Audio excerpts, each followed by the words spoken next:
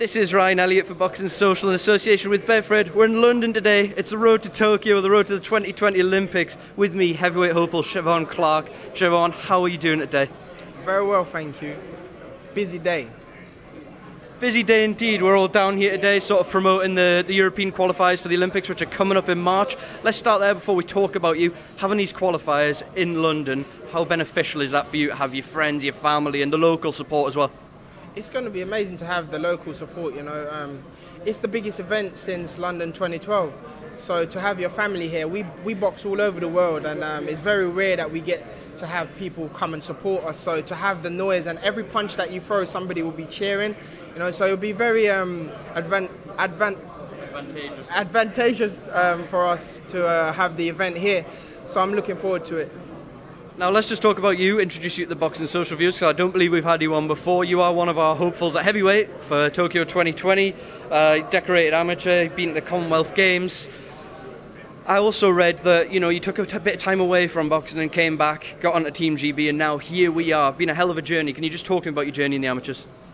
It's been an amazing journey, and it's exactly 10 years since I started boxing. You know, I started off and I did like the novices, you know, I'm in the senior novices. I won the under 10 bouts, the under 20 bouts, and I didn't get to win the elite. So, you know, I took a little bit of time out. You know, you have your ups and your downs, just like anything in life. And, you know, I said, finally I started working because I dedicated myself so much to boxing up until the point where I hadn't won the elite. So, you know, I finally started working and I started making some money. And my friends, they weren't having none of it. They were like, Chev, you're wasting your talent. You know, who's done what you've done from our town, you know, I'm in our club.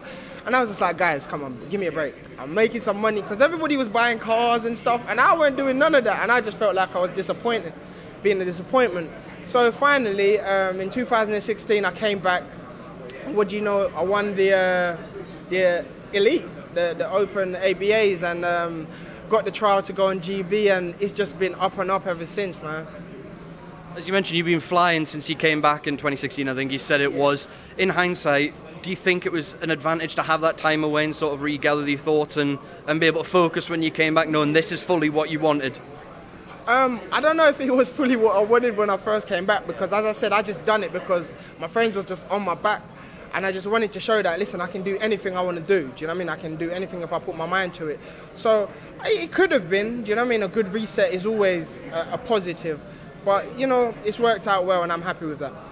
Going into these qualifiers, obviously you've medalled at the Commonwealth, you've medalled at the Europeans as well, I believe. How much confidence do you have going towards Tokyo 2020 now? You know, since I've come on, as I said, I've medalled at all the major, well, all except from one of the major tournaments, and it's confidence boosting, because these guys that we're fighting against are very decorated amateurs, and the results I'm getting against the top people in the world, it breeds me great confidence to know that I can go on and do a great job for the country. Now, something you mentioned earlier in the interview, you were actually quite a late starter in boxing. I think you were 18, is that right? 19, so you started quite late. What was it that finally made you sort of focus on the boxing gym, and what sort of fighters inspired you when you got going as well? First of all, when I first started boxing, my only insight into boxing was Mike Tyson, because I just loved the way he was just aggressive and he just went out there to do a job, you know. And I started in 2009, late 2009, and I went in a gym and the coach just wouldn't pay me any attention. There was one kid in the gym that was really flying, Jordan Kramer, and I just wanted that. I wanted that. So I said, I'm going to work until I get that. And you know what? It just went on. And the more I dedicated to it, the more I noticed I received from people and the coaches. And I just got addicted to that. And I'm here where I am today. Obviously, you got the qualifiers coming up, so close to being part of such a huge tournament. You know, the pinnacle for any amateur to go to the Olympic Games. How does this sort of cycle compare, you know, preparing for the Olympics compared to, say, the Commonwealth, the Europeans? Has it felt any different? For me, no. I always try to put all competition in a little box. That little room that I boxed in my first fight.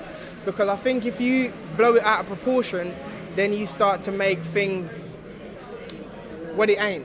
And at the end of the day, it's just you and another guy in the ring trying to become number one, and the judges at the side, you're trying to convince them that you won the fight. So I always just put it in a little box, and it's just me and him there. I don't blow it out of proportion. Everything else is just a bonus. Now I know, as with all you guys at this stage, all you'll be focusing on is the Olympics, but as always with talented British amateurs, when we're getting towards an Olympic cycle, the promoters and the managers from the pro ranks will start looking and start picking. If you manage to sort of push that to one side going into the Olympics, not thinking about what could come possibly in the future? I'm the type of guy, I just focus on one thing at a time. You know what I mean? I tick them off one at a time. You know, the main aim now is to go to the Olympics and to perform well and bring back a medal, and that's all I'm focused on. Now, I wanted to ask you about an initiative you're part of. I read you're an ambassador for Fight for Change. I was just wondering if you could tell us a bit about that. So it's nice to see boxers helping out causes, etc. Can you just tell us a bit about that work? Yeah, I'm an ambassador for Fight for Change boxing. Fight for Change charity. And what Fight for Change does is it uses sport to engage kids in like deprived or less privileged backgrounds to get into sport, and then it uses sport to help them engage into education and get them qualifications. Not just kids, but people that are having a hard time in life. And you know what? They helped me to get where I am. You know, I've got a few qualifications through there, so I'm like a PT as well. So, you know, it's a good charity, and I know it works because I've been a part of it. So it's only right that now I am a little bit better off in society to help out. And I don't just help out there, I help out wherever I can, because I just believe in helping out people. That's how I was brought up. Now, Cheavon, before I let you go, I wanted to get your thoughts on the current heavyweight scene as a fellow big man. We've had Anthony Joshua and Andy Ruiz in their rematch recently. We've got Deontay Wilder and Tyson Fury throwing it down next month. As a fellow big man on the up, who do you see as the best in the world right now at heavyweight?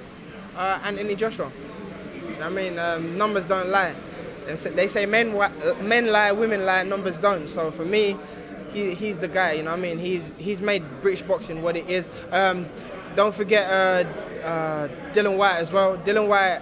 People are sleeping on Dillian Whyte because Dillian Whyte has been one of the most improved boxers over the last couple of years. So, you know, that's my thoughts on it. Is Anthony someone you'll look at, someone who went to the Olympics, also started boxing quite late and then went on to have so much success, winning a gold and then going on to do what he's done? Is that someone you're looking at as an idol, as a blueprint as well? I see Josh as a good, I don't know if mentor is the word, but he's a good person to look at and think, oh, I can achieve that. But there can only be one Anthony Joshua. Yeah. So I don't want to try and do what Anthony Joshua done. I'm trying to be the best of me. And yeah, well, the success will come, do you know what I mean? Just focus on my craft and do what I'm doing, and then one day I'll get my time. Should I have one more before I let you go? As I mentioned, we do have Deontay Wilder and Tyson Fury throwing it down in that rematch next month in Las Vegas. I just wanted to get your thoughts and your prediction on the fight as well. It's a hard one. All I know is I'm backing Tyson Fury to win. He's British, bring it back to Britain, bring all the belts back to Britain, man. Tyson Fury to win. All right, Cheavon Clarke, March, we've got the qualifiers. We expect to see you there. What can we see from yourself going into the Olympics? Final word to you. You can expect it to be entertaining, explosive, and I will perform. That's all I can say. All right, thank you very much for your time. Best of luck with everything. We'll see you soon.